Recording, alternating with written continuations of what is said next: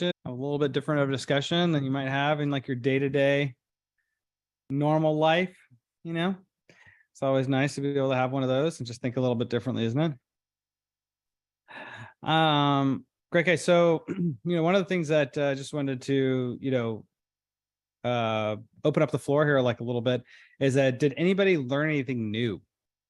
Does anybody want to share anything that they learned anything new about any tactics or anything that they learned from anybody in their group about what ways they help themselves lock in the mindset or help other people lock into the right mindset to help things be more efficient and effective and people running in fear? If you're too shy and open up, feel free to raise your hand if that's something you feel called to do and want to share on. I'll tell you one of the things that I always do is it's a very sneaky trick because it actually doesn't involve actually saying anything to anybody. And you should guys try this out. You'll find it's actually amazing. So one of the things that I'll actually do here is whenever I notice that there is something is off in me, like I'm not feeling centered in a way to be able to be present with what's happening in front of a conversation or with somebody that I'm with, is what I'll do is I'll actually take a big deep breath in. I'll hold it, and then I'll slowly just like exhale it, and then constantly just try to get my body to relax. And what I notice when I do that, I do this slow, big inhales, hold it, slow exhale, and start breathing like that. All of a sudden, now that fight or flight, that sympathetic nervous system that's kicking off, that's driving fear, anxiety, or whatnot, automatically starts to just calm down. And then it just calms down, and I don't actually have to try to like do any like super psychological trick. All I have to actually do is just breathe. And just by watching my breath and breathing like in and out, it will get my mindset in there. Now, here's the thing I didn't know. Most all of my life, I'm 38 years old.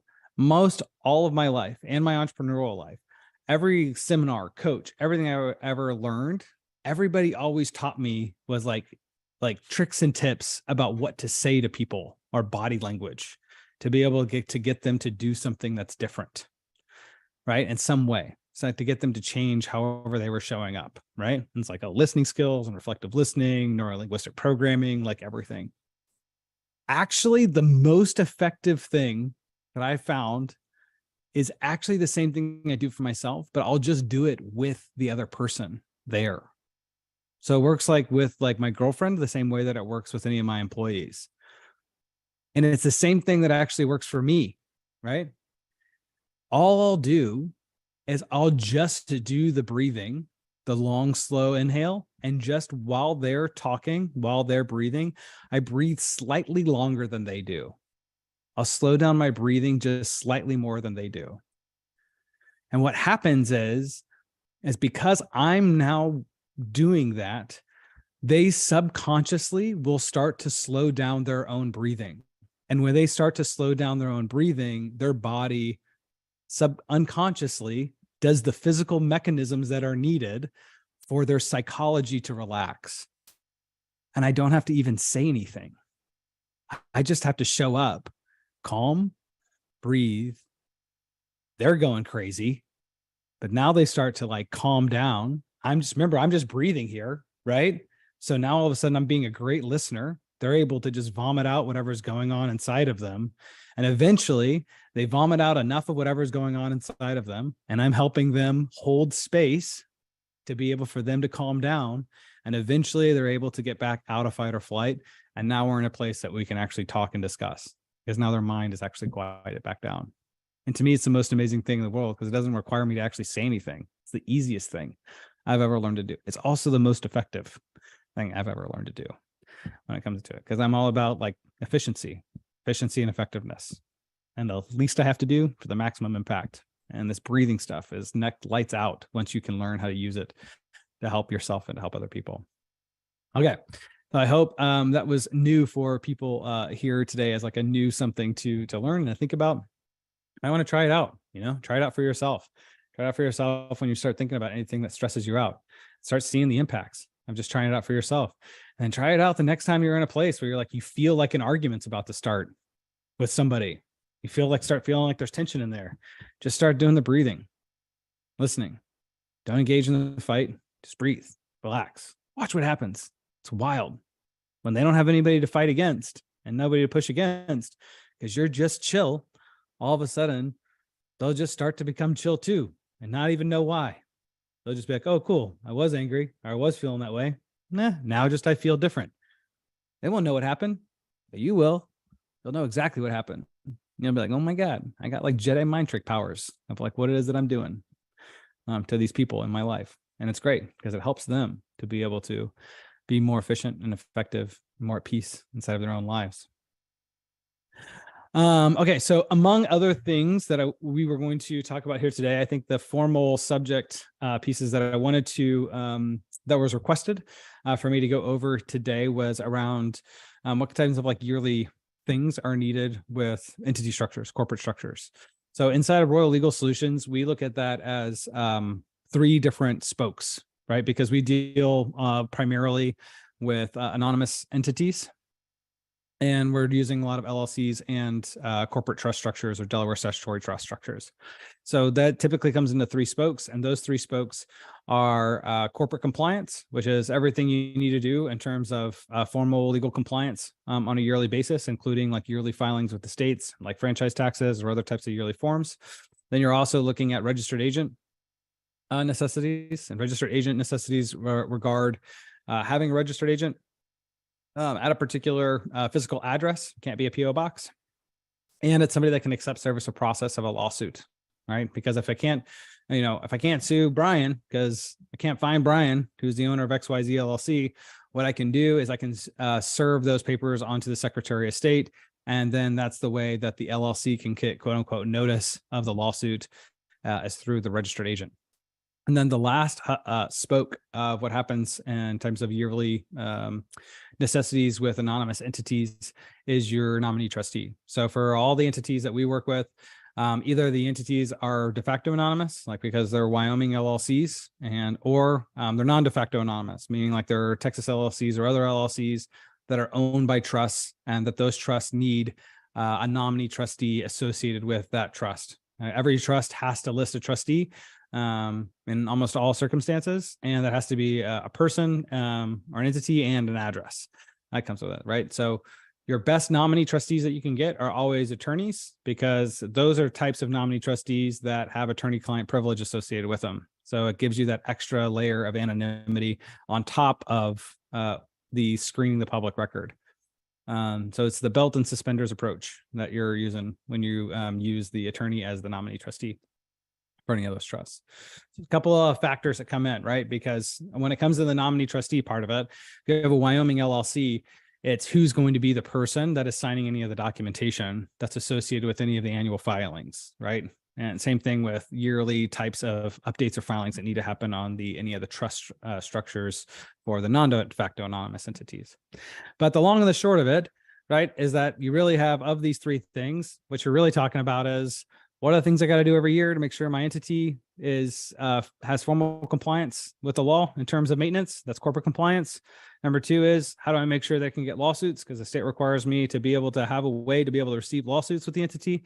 And then what are the things I need to do on a yearly basis to maintain anonymity, right? And that's what we call them as terms of services in Royal Legal Solutions, as it's a corporate compliant registered agent and nominee trustee. General terms that'll apply to any service provider. That's just what we happen to call them internally here. So registered agent is really simple, right? That person essentially just exists and they're there. They're there, and really they don't do anything besides unless there's actually something to do. Because the only time your registered agent is actually doing anything is when a lawsuit happens to get filed, and then all of a sudden now they have to like take that paperwork and then they have to pass it to you. I personally believe it's really smart and is to use attorneys as your registered agent. Hopefully your attorney, the same attorney that's going to give you some type of litigation support. Why? It's because once the lawsuit is served, all of a sudden litigation has already started, right? So you have a certain amount of time to be able to file an answer at that point to the lawsuit before you're in default. And there's a certain amount of times to strategize that come in. So having some type of legal counsel that's associated with that is ideal, although, it's going to be okay no matter what, right? We're talking about the difference between like good and excellent in terms of what you want to look for inside of like a registered agent.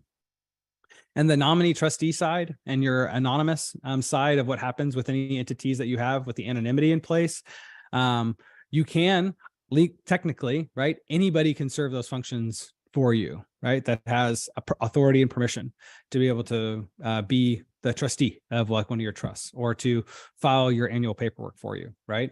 However, the best, right, is to be able to use somebody, one that has experience in doing that, because that way, you know, they're responsible and taking that off your plate. Because if you're like me, there's like a million things that can happen in life, and that the more other people are watching the little tiny details and the minutia of things inside of a system and process, and I don't have to put my brain on that and put it in my calendar and remember how I want to fill out all the forms, like the happier my life is, right?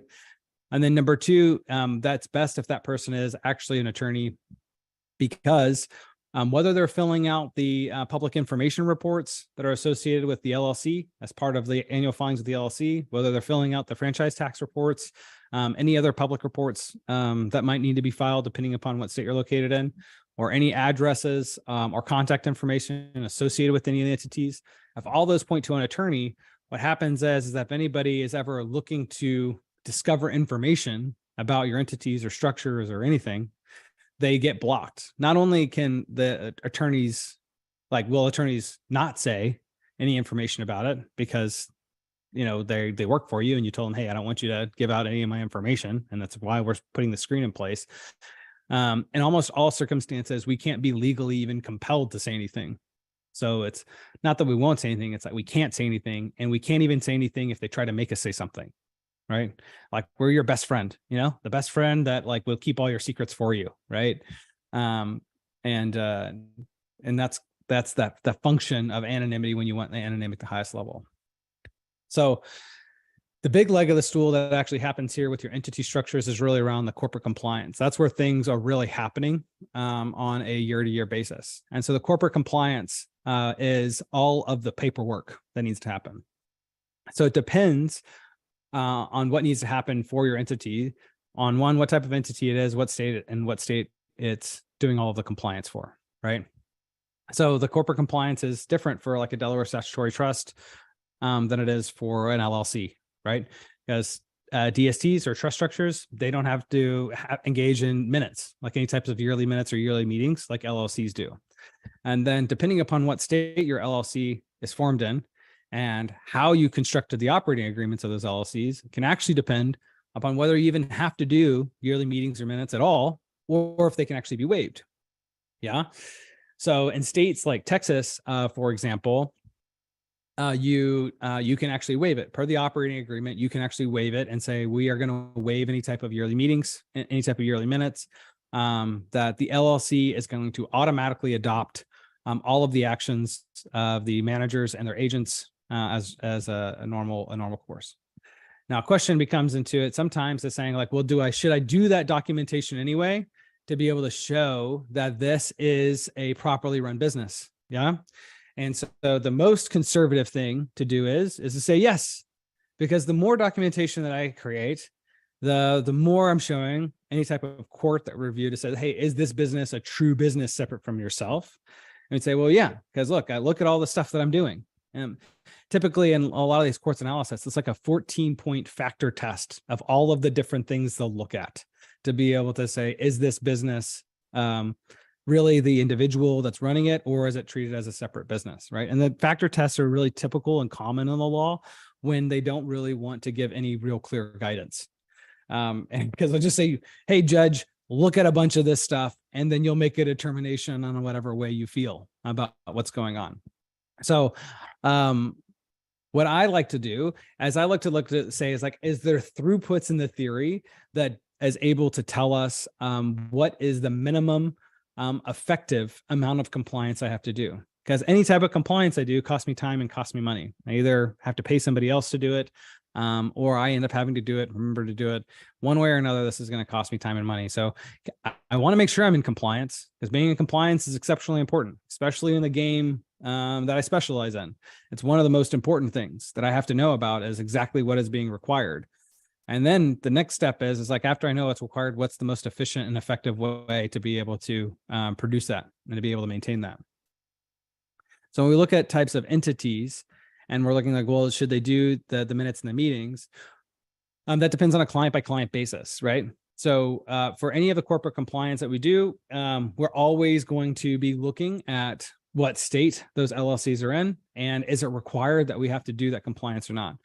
And secondarily, then we review how is a client currently operating those entities to be able to make determinations of, do we actually need to go ahead and do these extra steps, even if they're not required? Now, all of our clients are using Texas entities for the bulk of what's happening, because we're using series LLCs there, and for the operating companies and asset holding companies. And Texas is amazing in the fact that it allows us to be able to waive all of that extra work. It has great asset protection in place, great charging order protection, and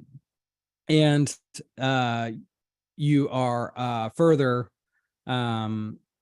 inside of compliance if you do the one thing that is super important, which is accounting records. Like, Texas is dispositive on the fact that we're going to treat a entity separate than you if you have accounting records showing that you're keeping track of the income and expenses of the business separate from yourself, right? You're going to say, cool, like, this is how my asset holding company, this is the rents that are coming in off my property and the expenses that are coming in off my property. And I have that here, like, in this set of books that I'm keeping track of. It doesn't have to be fancy. It just has to be some form of writing. And in fact, most states that's true for. That, like, the accounting records themselves are dispositive of the fact of how your how the business is going to be treated as a separate business from you.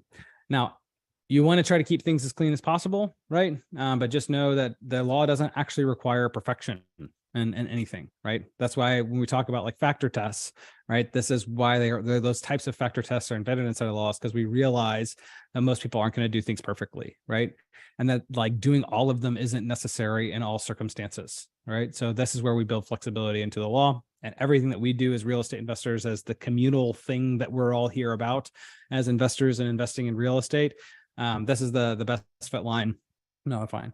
However, if you're a belt and suspenders guy, and you're like, oh my God, I'm not doing these yearly minutes, and I'm not doing the yearly meetings, and I want some documentation, and I want it to be there because that's going to help me sleep easier tonight, then we should produce that, right? Because at that point, it doesn't, it'll give you a peace of mind, and the peace of mind itself is actually worth doing the work, right? Because at the end of the day, that's actually what we're trying to get after here, right? We're actually trying to get after not great asset protection. We're actually trying to get after what is a durable peace of mind. Can we get to a place in life where we say, these areas of my life feel stable, they run by systems and processes, I feel safe in case, like, anybody ever tries to challenge them. I don't have to really think about them. Other people are taking care of it for me, but I know it's being run right. And now I can relax, knowing that if the worst case scenario thing in my life happens, then I'm going to be okay, right? And that's the nuts and bolts as it comes into corporate compliance, registered agent, and nominee trustee.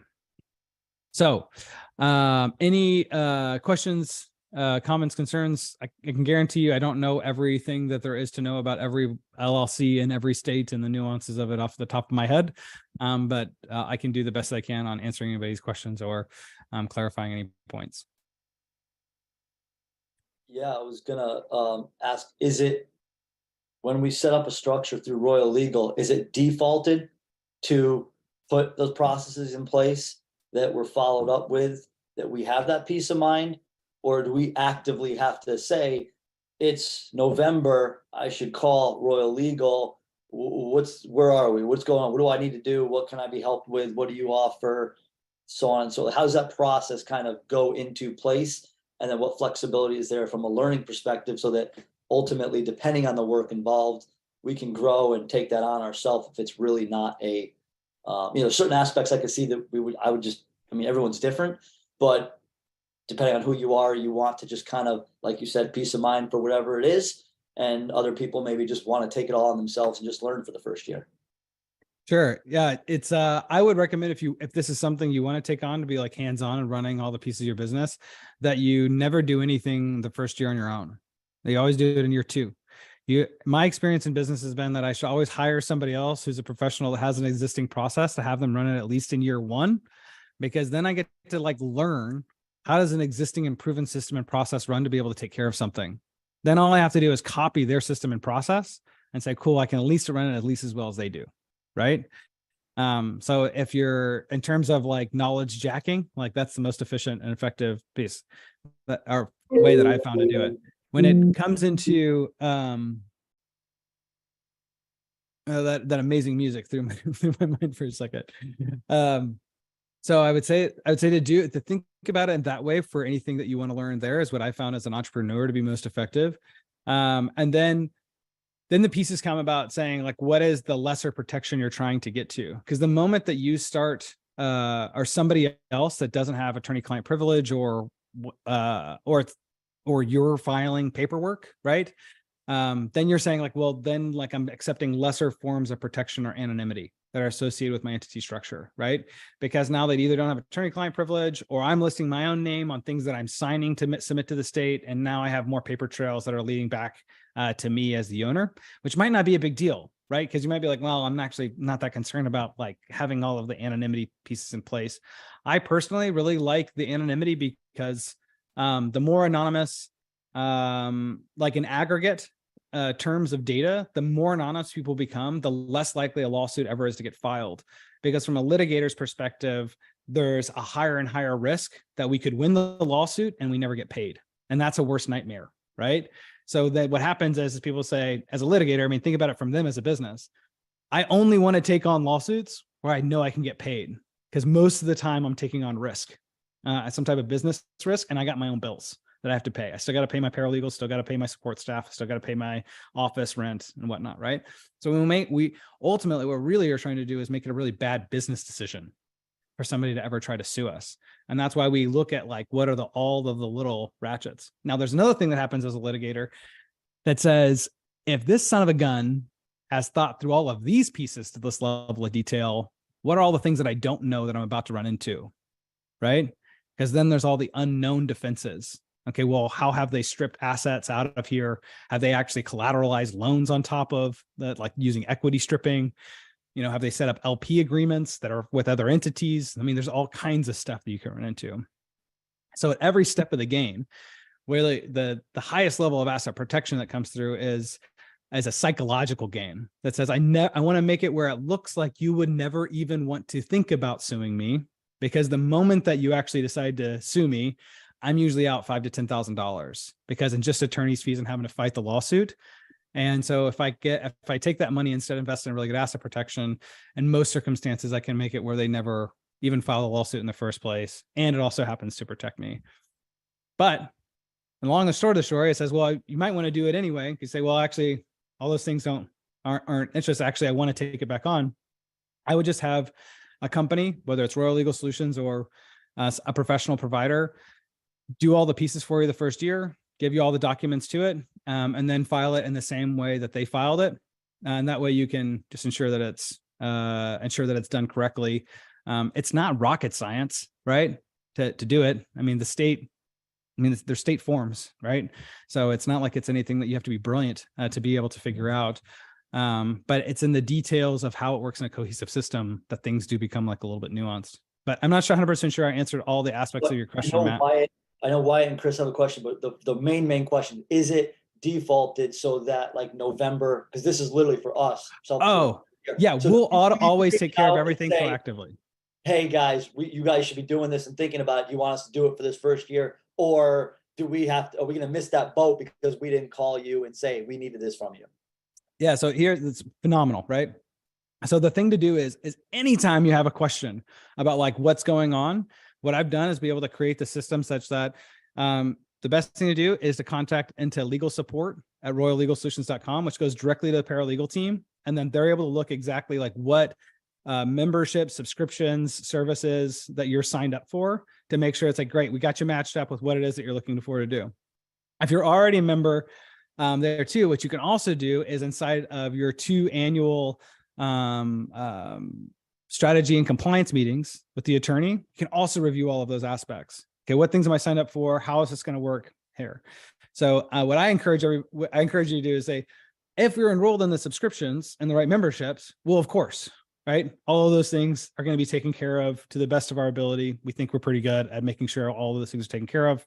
Not to say like there's never, ever been a time that there's been some type of miscommunication about what people wanted for a service and thought they had signed up for and it was different. But if there's ever a question about it, that's the way I've set it up, where it says within like one business day, you should be able to have a response from the paralegal team. If there's any questions about it, it escalates to the attorney team. And then there's 2 annual meetings that are set up with the attorney to review. Okay, let's take a 10,000 foot up look at everything that's going on in your life. Make sure everything that we have here, it's all good from a legal perspective. Now you don't have to think about that again until another 6 months. Cool. Okay, awesome. Thanks for thanks for the patience with answering the question. I was like, man, I went really far into right field, into the weeds on something that probably didn't even need to happen. But if anybody else is as big of a nerd as I am, then maybe they found that interesting. I think Wyatt was next, and then we got Chris. All right, great. Hey, thank you, Scott.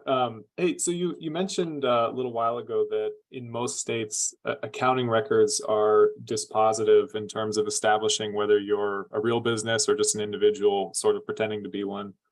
Can you elaborate maybe on what is it that could make or break you, when it comes to accounting records? Where do people get in trouble, and then also where are people saved in terms of that?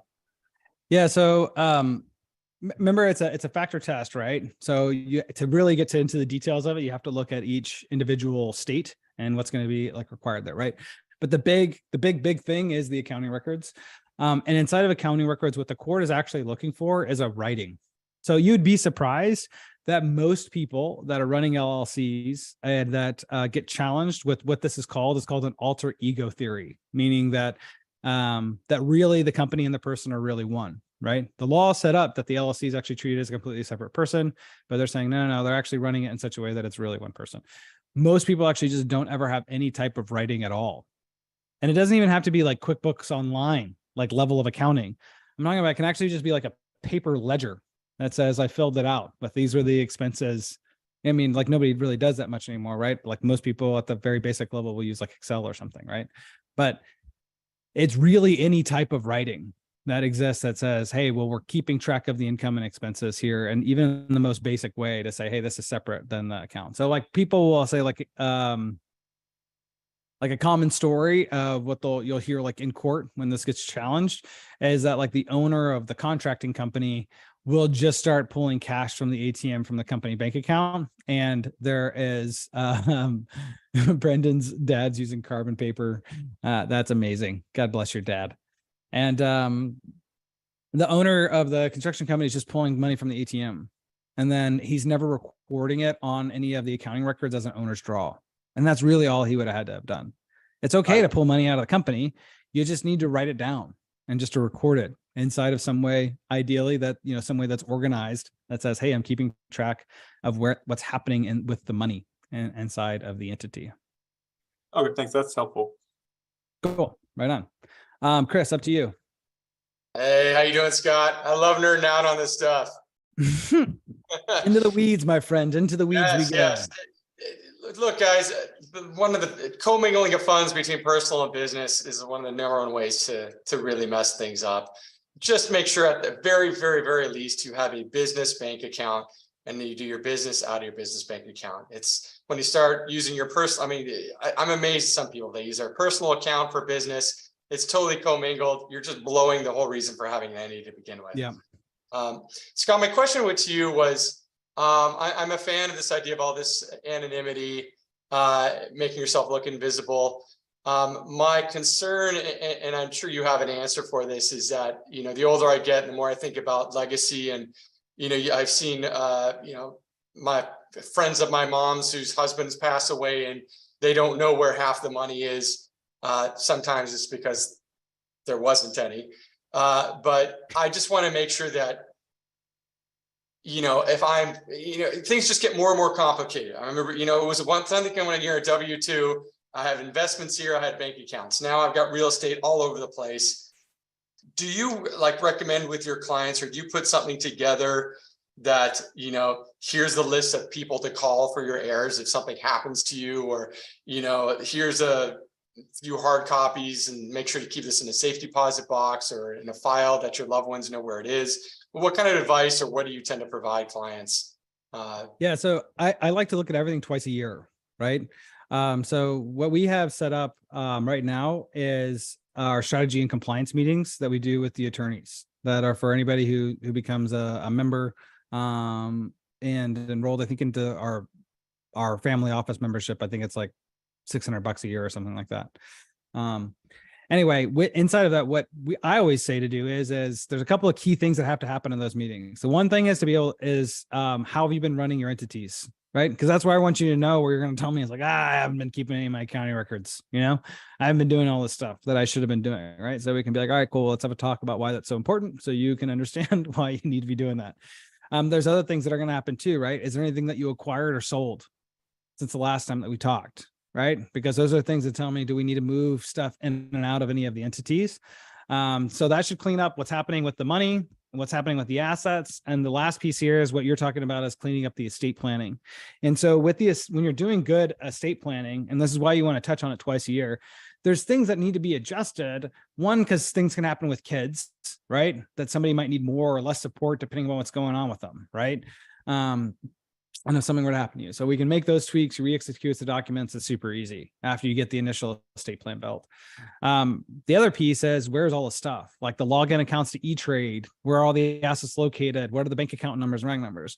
And so those are pieces that we want to touch on twice a year, because it's just, none of this stuff is hard if you just touch it, right? It doesn't even take that much time. You just need to touch it with frequency. So the way that I view what Royal Legal Solutions does and strives to do is to hold like systems, process, and accountability. Like, here's the things we need to talk about to look at, and here's the meeting structure, because that's the best thing I've learned from what my corporate training has taught me, is that you just handle it by meeting structures, and that makes sure that you're at least having to have accountability to talk to somebody, to look at those things and touch them with some kind of frequency. And then even if you just touch it a little bit, now you're exposed to it to say, shit, now I need a follow-up meeting to be able to, actually solve whatever that if you recommend you touch it at least twice a year. If you want to be on the highest accountability side of things. But if you don't have that kind of support structure in place, the best thing I've seen people do is do it around like Christmas time, because the whole family is like together, and you make the future of the family part of the discussion, right? Okay, cool. Let's all review. This is what's going to happen. If anything happens to mom and dad, this is what you need to do. Our clients are, I think, in a cool position, because we have helped them structure all of the entity structures, help them make sure all of the assets and pieces are organized if they have, if it's appropriate to engage in that kind of level of work. And then if anything happens to them, we're actually there to support the family with, okay, here's all the corporate structures are working. Here's what all the pieces are. So they have somebody that already has an existing relationship. It's not just like, oh, cool, go figure that out, of what that is on your own, with some other random person that's never touched any of this stuff before. So we're able to be that continuity piece to help train in the family. Or at least that's what we strive to do, to be able to make that easy. But we're always trying to improve. So I'm always open to ideas with it. But I mean, what do you think, Chris? I mean, is that reasonable? Anytime you can create a routine, that's going to help you with these things, do it. I mean, two things that I do. Yeah. One, it's just create a spreadsheet, and it has all the dates of what you should do in the compliance for it. And then all I do is just copy and paste it on January. And then I have a little place to mark what the date is, and, if it was accomplished, and just make it routine. If you follow the Augusta rule and you're already doing, doing business meetings, have I've got a template for my minutes. I just, I move the template over, change the date, add a few items that were discussed. Boom, I'm done in 5 minutes with minutes. Yeah, that's right. Yeah, none of this stuff is hard once you figure out the system and the process that's around it. It's most things don't fail because of that, but you need it. Right. And look, I make it sound easy, but you don't do it. And then all of a sudden you're looking back, if that can be tough to recreate. And God forbid you're in a lawsuit. If you didn't do those things, and now you feel like you want to try to recreate it, which would be against the law, and now you can get caught in a lie. But why do that when it takes you 20 minutes a month maybe to do the compliance? On the other hand, you got to be honest with yourself. And even if you know it's only 20 minutes and you just still never do it, then you got to get in touch with something like Royal Legal to do this stuff for you. And you just got to really have a look in the mirror and be honest with yourself. And that's okay. If you want to focus on what makes you money and what you're good at, great.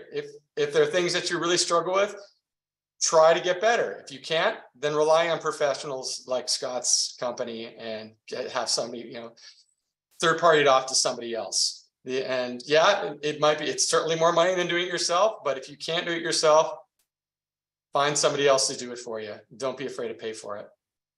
Yeah. There's a lot of stuff I don't do for myself, even though I can.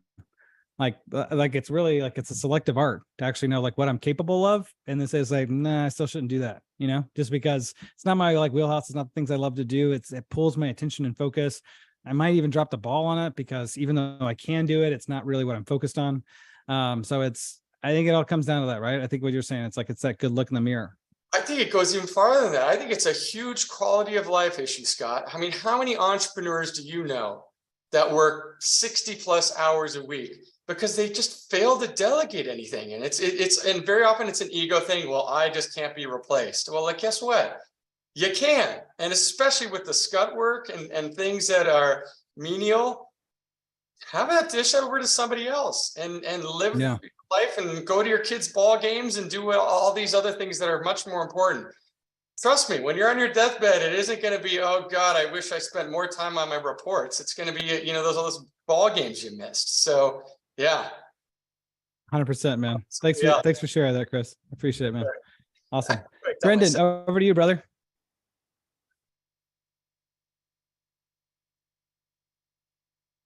You muted. Yeah, here we go. Hey, sorry, I'm running around and trying to get stuff done that no one else will do. Something I wanted to add is, every quarter, my spouse and I go over this document we've come up with, which is if I'm dead or incapacitated, this is where stuff is, this is how things are structured, these are the important contacts and such. But I also have a section on what needs to happen in the next month. And I really like Chris's point on the compliance because that's not in there. And it probably should be. I try to keep it short because if there's, if I die or I'm incapacitated or something, I want to minimize the angst and difficulties associated with not knowing how to do stuff or where things are. It's not like I put in the full details of this is exactly how you keep the minutes and this is exactly how you keep the books, but it's more on the level of, the books need to get kept, I do it, but if I can't do it, you can find a professional and here's a couple of contacts and that sort of thing. And then that's all brilliant. Kept on an encrypted USB stick, and it also has things like crypto private keys and that kind of thing. So it's something that we try to keep secure. Oh, I think we had a glitch out here for Brendan. I bet what I was learning here from hearing from Brendan here is that it's what he does is he makes sure that the pieces are, everything he needs, he has like located in one central area, right? He has it there, like where it's secured. He's actually performing ongoing training essentially with his people, right? Which is his family. So that way, if anything happens to him, that they're able to then pick it up and know like what to do next with it, right? So what Brendan has done as he has built for himself, what I have intended for Royal Legal to do as like a company, to be able to make it easy. Otherwise, we all have to learn all of these like skills around how to like organize, train, continue to like to keep up with all of it as in terms of like accountability. And so these are like the flexes that are in the ins and the outs, right? I guarantee you with your time, attention, and focus, there's nothing in this world that somebody can do for you that you can't learn how to do for yourself. Guarantee you. The question is where do we want to put our attention and focus? How much of that do we want to put inside of decentralized areas? My personal belief in life is that the fewer things I can focus on, the more successful I'm going to be. The more my mind can have all of the energy I possibly can into the fewest things possible and make sure those are going to be the most leveraged things possible is where I'm able to get accelerated benefits. And maybe just, call me like an old fashioned entrepreneur, thinker, but that's what's been most true for me. All right, Alex, let's go ahead and have you, buddy. And then I got to wrap up because I think we're at time. Surely. So Chris and Brendan, over the years, with their experience in how they conduct their business, how they organize themselves, the systems that they have learned over time, can execute on those things that was just shared and articulated to us. But on the other end of the spectrum, you have people who are really looking to get themselves started in organizing themselves. Let's talk about the Series LLC structure in terms of asset protection. Let's begin there. The three spokes that you have referred to in terms of compliance, registered agent, nominee trustee, and the rest of it, that's the paperwork, the legal paperwork, right? Once you have it completed. But the biggest takeaway that we had last week with Richard is one thing to put this plan in place, but it's another to fund it or execute on it, right? So you have the structure, it's nice, but what's the next step? I mean, you literally have to put these assets, whether it's a business or some investments that you're doing inside the structure. And the question is, how much of that type of interaction or proactive,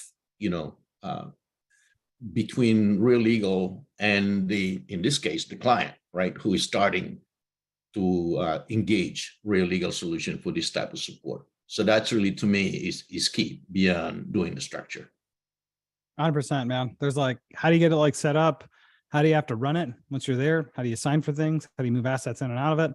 And how do you keep it maintained? And what are all the functions that are coming with it? These are there's a ton to learn, and I like that it goes deep into it. And for everybody who might have questions coming into this call about hey, well, how do I do this or that? The third, this, that, and the third.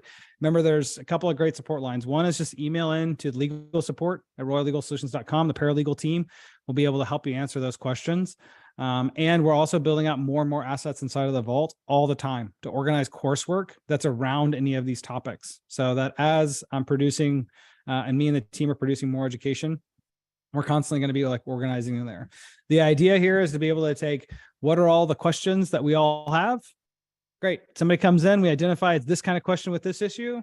Please go watch this video that we've produced. That is our in-depth training on how everything that's related to that question.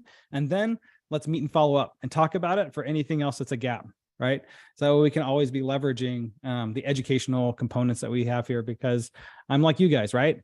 I don't necessarily have to do all of the things myself, but I need to understand them, at least of what's going on, for me to feel really comfortable. So it's mutual, right, Scott? The client, in this case, has to be proactive because they're the only one that really knows what they've got going on. And once they're in the system, let it be known that there is this desire to engage. What do I do with this? Back to the question earlier, is it a standard every November you send out notices and say, hey, do you have that as a reminder, to start thinking about this stuff that you got to do year end? Or is it up to us, who is now a client or Real Legal, to basically be aware and conscious of these things and start to make a list and don't hesitate to reach out to Real Legal for support? I'll tell you, we do the best job we can about giving out notices to the full email list, regardless if people are clients or not, because it's just part of a PSA announcement. Hey, by the way, these kinds of things are coming due. These are the things you need to think about at the end of the year, right? And the best I can do outside of that is say, we try to do the best we can about being proactive and making sure everybody's aware, just generally, right? And if there's ever a question that says are there things that I might be missing? And say, well, great, this is a great opportunity to do two things. One, connect with the staff and get into a meeting to review, to say, hey, do I have everything? Am I thinking about everything that I need to from your breadth of experience, as an attorney, looking at this issue? The other thing you can do is start watching any of the videos that are inside of the vault that are like the high level overview videos that we have, those videos are actually created from the perspective of teaching about the broad strokes of everything that needs to be considered, right? My viewpoint into it is that nobody will become a client. I actually don't want anybody to become a client until they at least understand what it is we're actually doing. Because to me, like uneducated clients are really, really difficult to deal with, right? It takes up a ton of time and resources. So really what I want to do is I want to work with people that say, hey, I really want to be educated. And so then my job is actually to come, what are the best educational tools that I can provide you to help you understand the 10,000 feet up, help you able to flag like, I don't really fully understand this issue. I should either watch like a video that's more detailed about that one sub issue that I learned about from the overarching videos, or I can connect with the staff and the staff can either teach me or connect me with the right resource. So this is the system that I'm trying to work. If there's ever a question, I say reach out to the team, right? And be able to get into, what are those subsequent